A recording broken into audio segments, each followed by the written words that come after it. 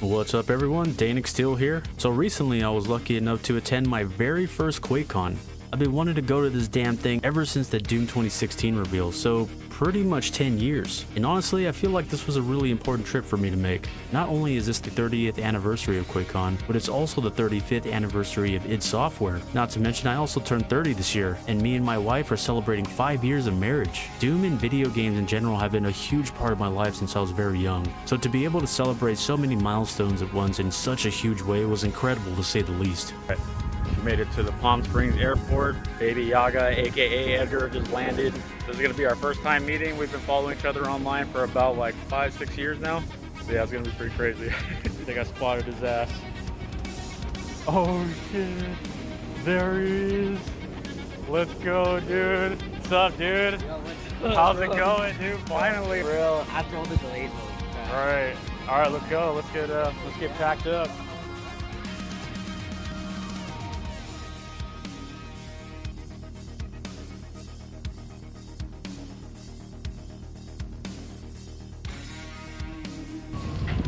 We're at Buc-ee's.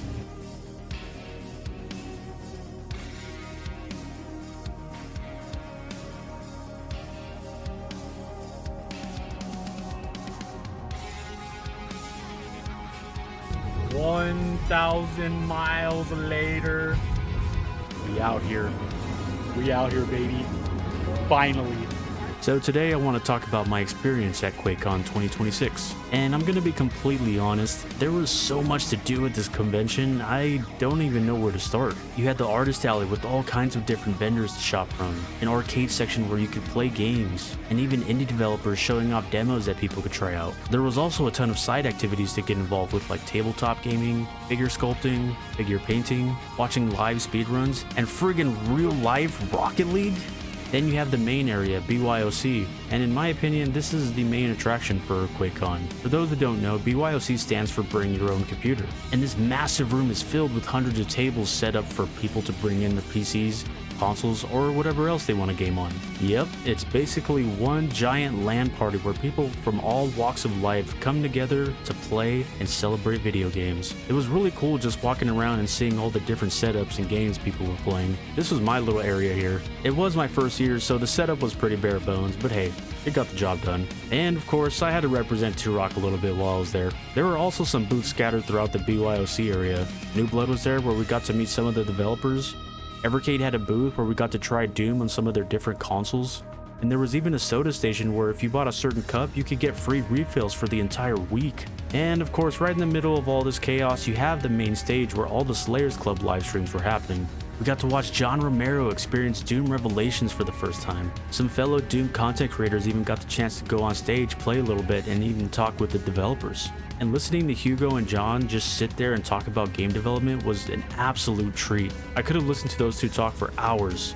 Everything I talked about so far was great for sure, but honestly, what made this trip truly special was getting to meet and hang out with so many talented, hilarious, and genuinely nice people. I had the pleasure of meeting some awesome people from the Doom community, like Alston, Icon of Simp, Baby Yaga, Cassie, aka Trav Guy, Rip and Tear Gaming, Absolute Crisis, aka JustGoodNotGreat, Sneaky J Cool, Board Mode Gaming, Boss Ranker, and more.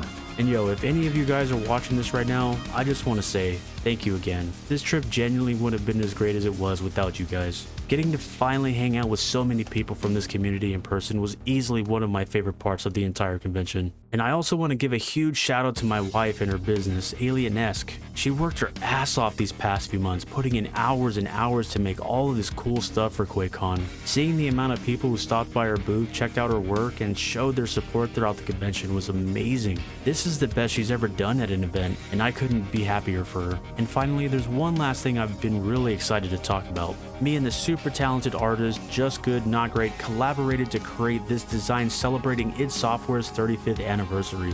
I came up with the concept, JustGood brought that idea to life with the artwork, and then I manually screen printed all 100 shirts. And while I'm talking about JustGoodNotGreat, I definitely want to give his work a shout out as well. He has his own website where you can pick up a bunch of really cool prints, stickers, and other stuff featuring his artwork. So if you like what you see here, definitely go check him out. I'll have his website linked down in the description. Seriously, he absolutely killed it with the design, and I couldn't have asked for a better artist to collaborate with. And man, being able to actually hand these t-shirts to some of the people responsible for games that have meant so much to me throughout my life was surreal. It was truly an honor getting to meet some of the id Software developers in person, give them a shirt, and just say thank you for all of the incredible work they've done over the years. Unfortunately, I wasn't able to get a t-shirt to everybody while I was there, but thankfully I was able to arrange something with Joshua, and I'll be sending the rest of the t-shirts directly to their office. So if there are any current or former id Software developers watching this and you didn't get one, please reach out to me. I'd be more than happy to make sure you get one. So there is one more thing I want to briefly talk about before I wrap up this video. Hello. Usually I put on a costume before I say things for advertisements and things, but I just want to be very real. What these companies have announced today over the course of the last week and in their ongoing operations is an absolutely devastating blow to the industry.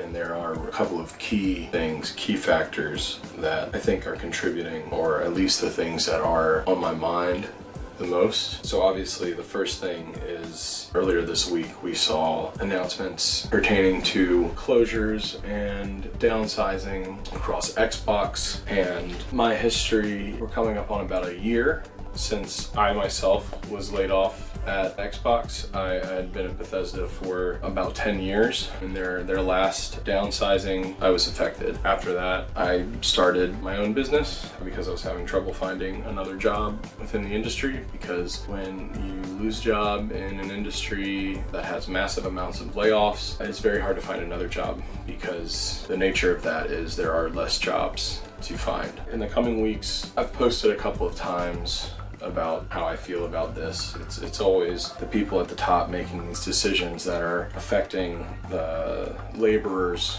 that don't make these poor decisions that cause this financial crisis for these large companies. Just remember, these are people with families. These are people that have people that care about them. These are human beings. At the end of the day, it's important to remember every name in the credits of a game you like or dislike is another human being, and they deserve respect. However, the people at the top are the people to blame for this. Don't forget that. Originally, I wasn't going to bring this up.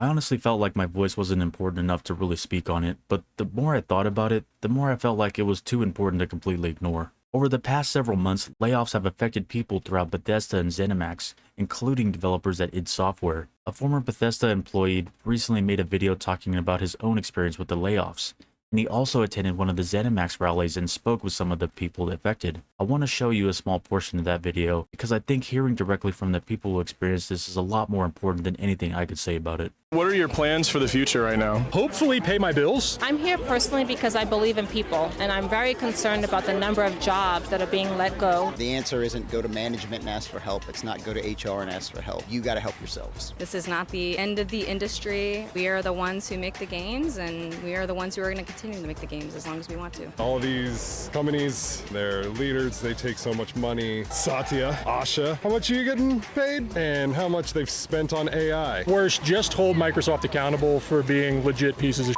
Or they just think that downsizing is the right option. I don't think it's the right option. The future isn't clear, but if we don't organize, if we don't do things like this, then we know what the answer is. But when we fight together like this, there's a chance that we can get a different outcome. These workers are incredible people. They created some of the best games in the world. We owe them more.